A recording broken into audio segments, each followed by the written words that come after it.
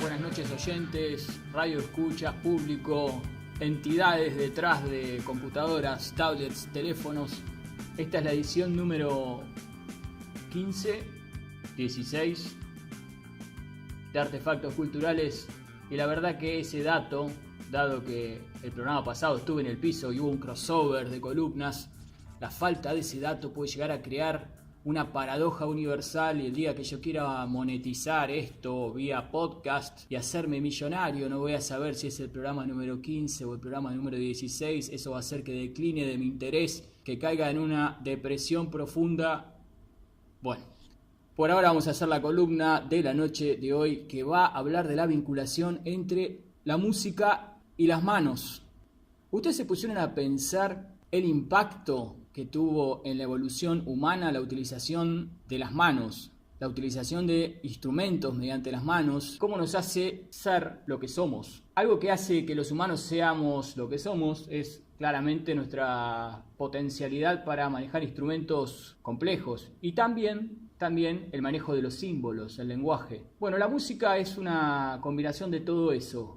Es el resultado de la manipulación desde lo más básico hasta lo más complejo de ciertos instrumentos, justamente. Y también es un lenguaje universal que nos hace ser lo que somos. Así que pienso, la música ¿no habrá colaborado con la evolución para terminar de transformarnos en lo que hoy somos? Y en esa transformación, ¿qué relación tiene que tengamos las manos con las características que tienen, con las potencialidades que tienen? Y eso nos diferencia a su vez de otros mamíferos que también tienen manos. La música es un arte, todos lo sabemos, es el arte de organizar sensible y lógicamente una combinación coherente de sonidos y silencios, utilizando los principios fundamentales de la melodía, la armonía y el ritmo. Bueno, piénsenlo desde la perspectiva del tema de hoy, de las manos. Piensen en, por ejemplo, los instrumentos musicales. ¿Qué es un instrumento? Técnicamente, cualquier objeto diseñado y fabricado para producir diferentes vibraciones que se combinen y produzcan sonidos. Tenemos, por ejemplo, los idiófonos,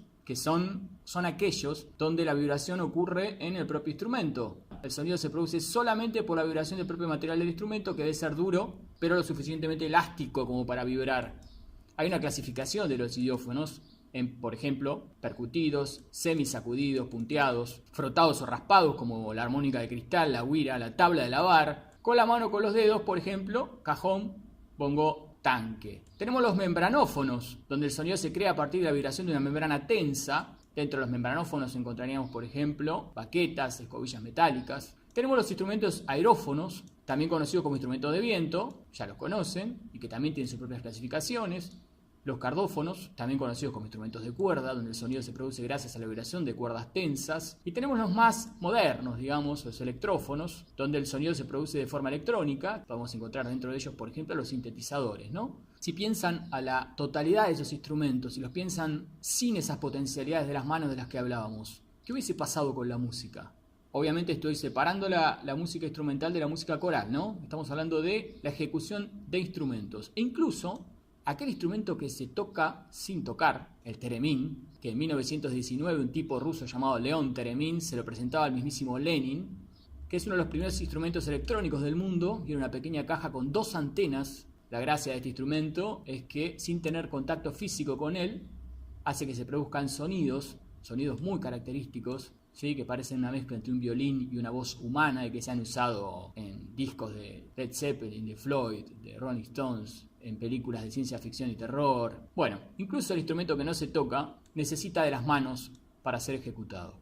Hablábamos de música, manos y evolución. Bueno, vayamos un poco más allá. Una reciente investigación científica descubrió que la música clásica altera la función de los genes, que escuchar música mejora la actividad de los genes implicados en la secreción y en el transporte de la dopamina, la función de sinapsis, el aprendizaje y la memoria. Concretamente, los investigadores separaron a los participantes de la investigación entre aquellos que estaban acostumbrados a escuchar música clásica y aquellos que no. Luego todos escucharon el concierto número 3 para violín en sol mayor de Mozart.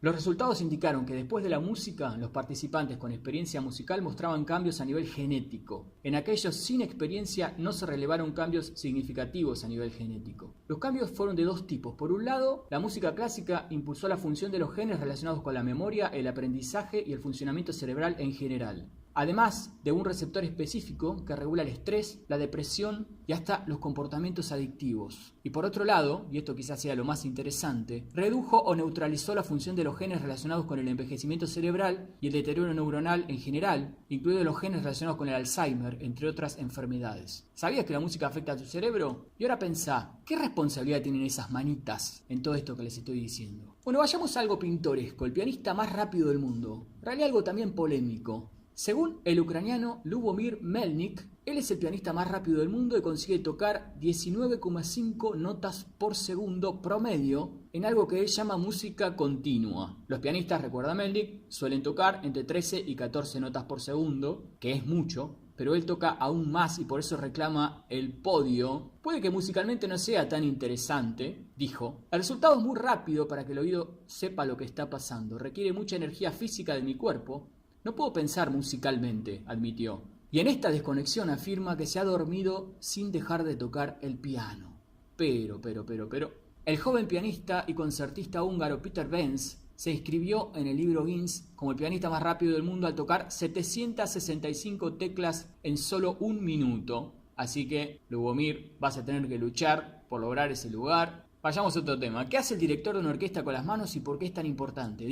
Cuando ustedes ven a ese tipo ahí parado, arriba de los músicos, gesticulando, moviendo los brazos, las manos, ¿qué piensan? ¿Qué hace? ¿Quién es? Bueno, una orquesta está integrada por un grupo de personas, ¿no? Un gran número de personas que puede oscilar entre 40 y 120 músicos, e incluso más en algunas ocasiones. Todos tienen que tocar su parte, pero con idénticos criterios de velocidad, de ritmo, de volumen sonoro, de carácter. El director es justamente quien se encarga de imponer esos criterios a los músicos que tienen que seguirle fielmente si se quiere que todas las personas respondan como una sola. ¿Y qué es lo que hace concretamente con sus manos? Bueno, la derecha suele llevar una batuta con la que marca el tempo, el ritmo del compás y su velocidad. ¿Y qué hace la mano izquierda? Bueno, es la encargada de señalar las entradas de cada grupo de instrumentos o de solistas. Además, con todo el cuerpo y principalmente con ambas manos indica la intensidad y el carácter de la obra.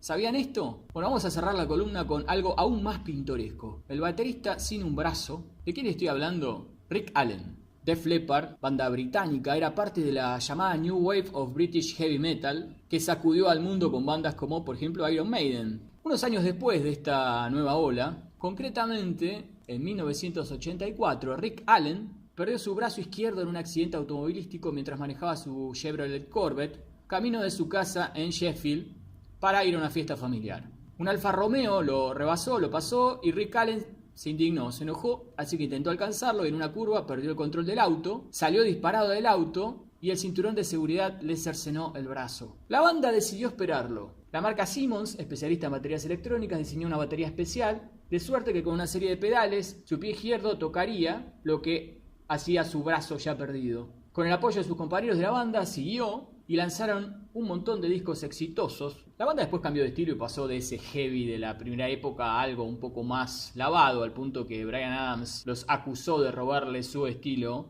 en los 90, y si lo escuchan la verdad que se parece bastante. Bueno, manos, música, evolución, salud, manejo de instrumentos, pianistas rápidos, algunas cuestiones de color que hacen a la temática del programa y que me pareció interesante que supieran. Bueno, gente, ¿nos escuchamos la semana que viene? Ojalá. Les mando un abrazo, sigan con el programa. Ahora vamos a escuchar a Elton John con Manos que curan.